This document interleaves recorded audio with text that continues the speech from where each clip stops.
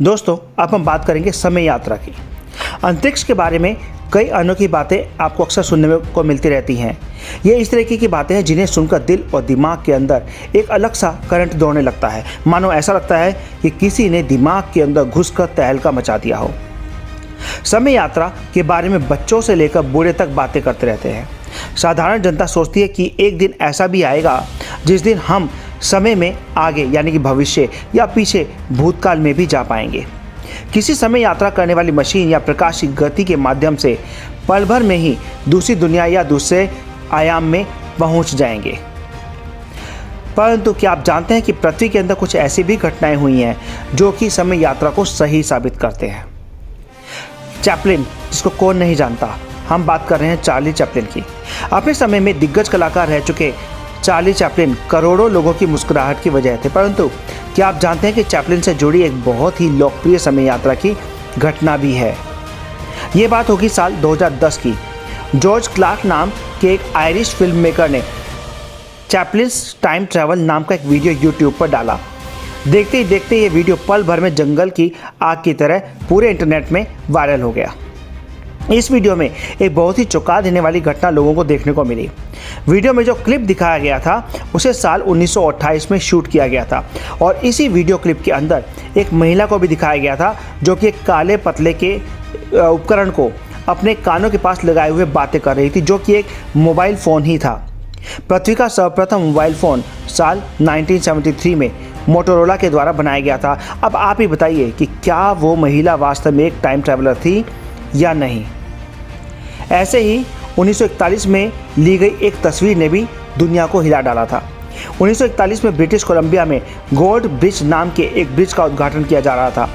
उद्घाटन के वक्त ही इस तस्वीर को भी लिया गया था।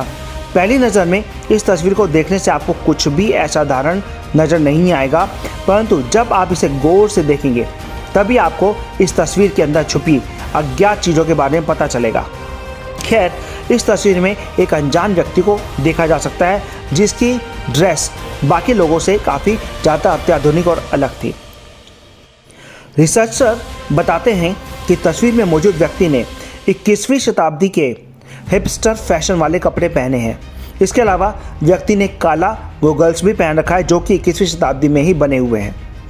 इसके अलावा रिसर्चर्स ने यह भी बताया कि 1941 में लोगों का फैशन सेंस आज के फैशन सेंस के काफ़ी ज़्यादा अलग था और उस समय किसी भी हाल में अत्याधुनिक वस्त्रों को नहीं बनाया जाता था।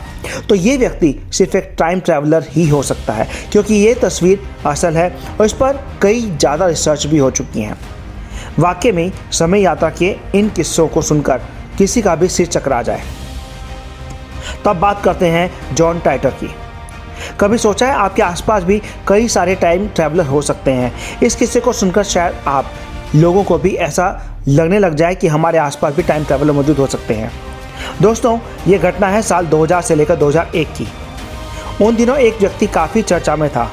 ऑनलाइन बुलेटिन बोर्ड का एक यूज़र जिसका नाम जॉन टाइटर था, वो खुद को टाइम ट्रैवलर बता रहा था। जॉन की बातें सुनकर कोई भी हैरान हो जाता था।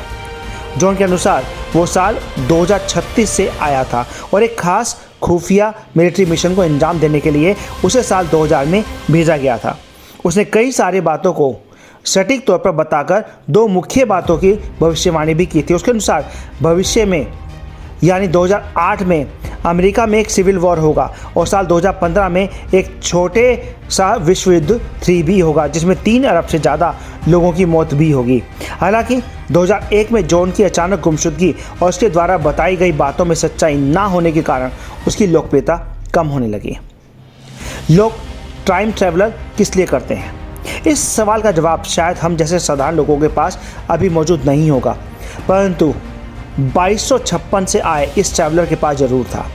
साल 2256 से एंड्रयू क्लासिन नाम का एक शख्स पैसे चोरी करने के लिए समय में पीछे ट्रैवल करके आया था। साल 2003 में एंड्रयूज को 2595 करोड़ रुपयों की ठगी के लिए पकड़ा गया। उस समय अमेरिका की सिक्योरिटीज़ एंड एक्सचेंज कमीशन यानी कि SEC एंड्रयू के केस की जांच कर रही थी। उससे की गई इन्वेस्टिगेशन में उसने बताया कि अगर उसको छोड़ दिया जाए तो वो ओसामा बिन लादेन का ठिकाना और एड्स जैसी बीमारी का इलाज भी बता देगा।